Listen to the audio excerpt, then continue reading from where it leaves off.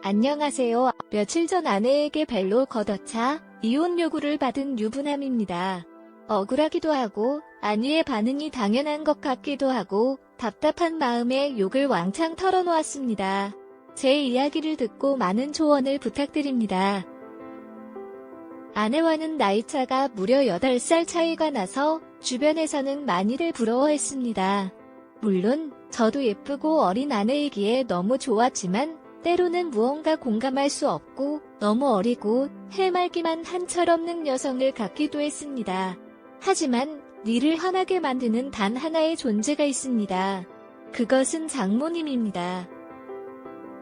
장모님은 생명은 아니며 장인어른께서 생모이자 첫 번째 부인과 사별을 하신 후 아내와 처남을 걸로 키우셨습니다. 그 후 아내와 처남이 장가를 간 뒤 장모님께서는 어느 여자분을 만나 재혼을 하고 싶다고 말씀하셨습니다.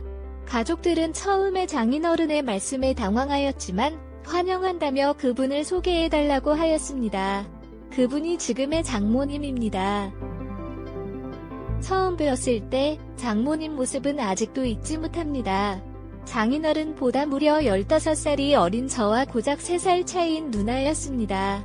그리고 복장은 짧은 치마에 쫙 달라붙는 티셔츠를 입으셨으며 짙은 화장 냄새가 진동을 했습니다. 소개하는 자리보다는 나이트나 클럽에서 더 어울릴 것 같은 모습이었습니다. 식사와 함께 대화를 나누었지만 다들 반응은 냉담했습니다. 아내와 처남은 이건 아니라며 절대 반대를 하였고 전화로는 처남 댁은 별말 없이 암묵적으로 동의만 하였습니다.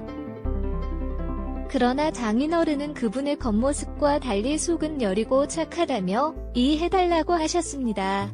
평생을 너희 인생을 위해서 살았는데 남은 장애인 어린이 인생도 지켜달라고 하셨습니다.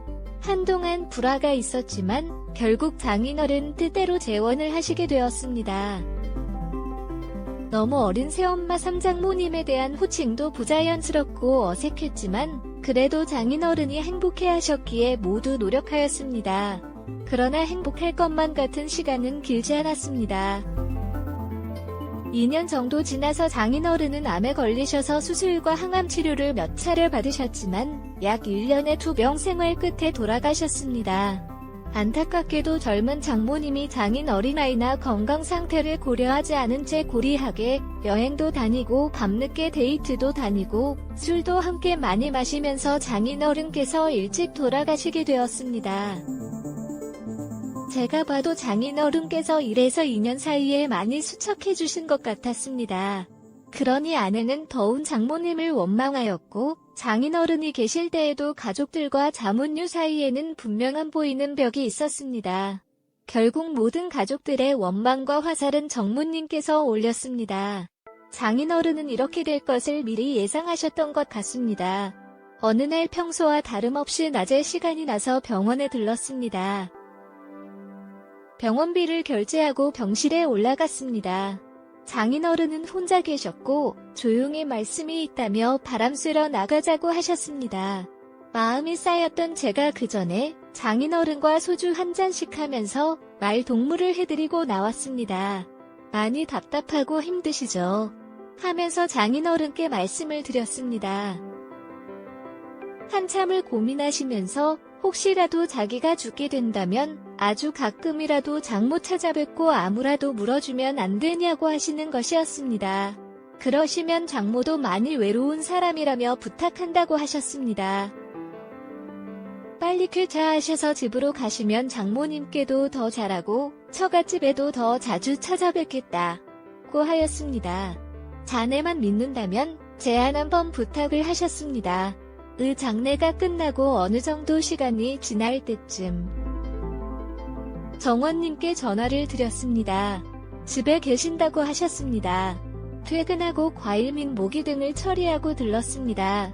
아내께서 같이 가자고 하시면 불같이 화를 내며 안 가실 것 같아서 혼자 갔습니다. 장군님께서 말씀을 안 하신 지 사람을 만난 지 며칠이 지났는지 모르겠다며 반갑다고 하셨습니다. 상원님도 많이 수척해 보이시고 얼굴에 그늘이 가득한 모습을 보였습니다.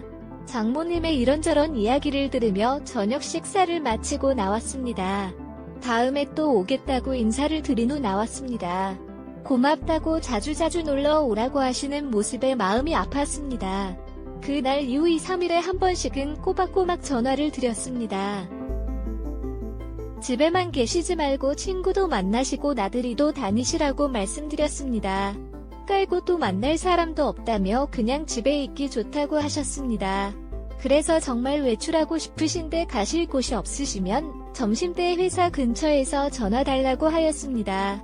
언제든지 나가서 맛있는 점심을 같이 드리겠다고 하였습니다. 그 후로 가끔 오셔서 점심도 같이 먹고 카페에서 대화를 나누곤 합니다. 어느 날 아내가 이 사실을 알게 되었고 저한테 불같이 화를 내었습니다. 그래서 장인어른부터 붙어 있었던 사실을 전부 이야기해 주었습니다.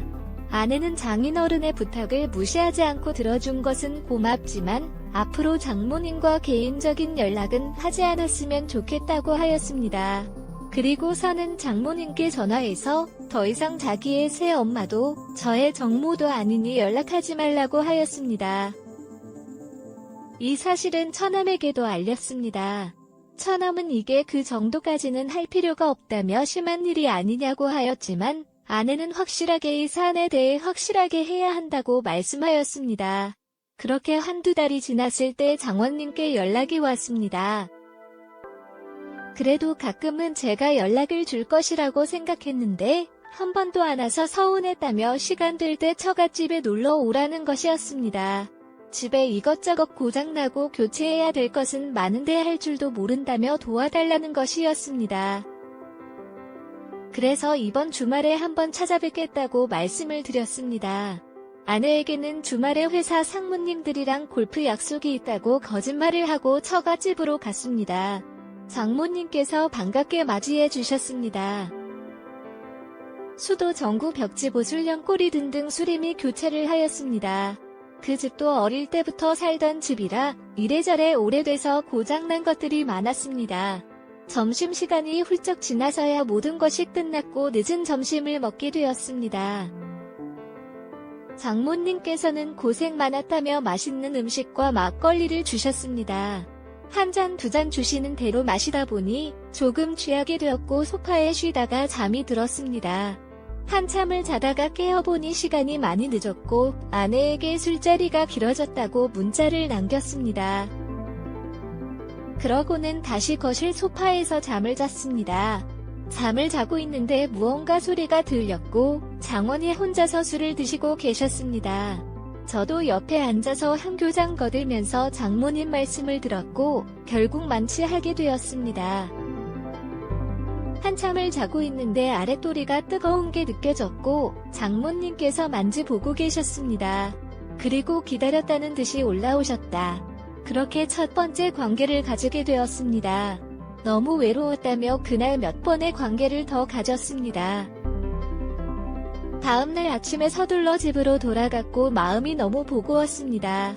그랬던 제 표정을 읽었다는 듯 아내는 무슨 일이냐고 계속 물었고 아무 일도 없다며 대충 얼버무리고 말았습니다.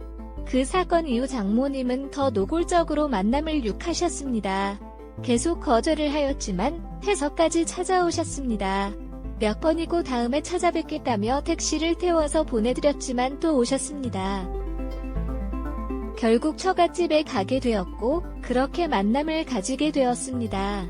꼬리가 길면 잡히는 듯 아내가 어떻게 알았는지 모르겠지만 어찌됐든 모든 사실을 다 알게 되었습니다. 아내는 제가 처갓집에 있을 때 첫 번째로 왔고 장모와 머리채를 잡고 싸웠습니다. 제가 힘겹게 그 둘이 뛰어넘어 폭포 아내를 차이 되어서 저희 집으로 왔습니다. 오는 길에 장모와 아내서는 전화로 싸웠고 그 와중에 장모의 이야기를 듣게 되었습니다.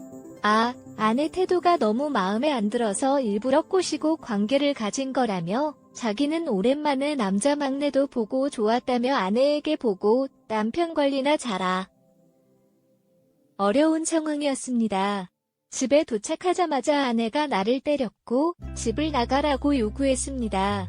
이제부터 2주간 직장 근처 기숙사에서 생활하고 있습니다. 제 실수로 연속적인 회의 요구를 거절하지 못한 것과 같은 제 실수를 인식하고 있습니다. 또한 외도를 한 아내의 신뢰와 믿음을 잃은 것도 인식하고 있습니다. 그러나 일어난 일들은 악의적인 의도로 인한 불공정한 결과라는 생각이 듭니다. 자만님의 음모가 있었던 것 같습니다. 제가 어떻게 해야 할까요? 어떻게 용서를 받을 수 있을까요? 상황이 압도적입니다. 도와주세요.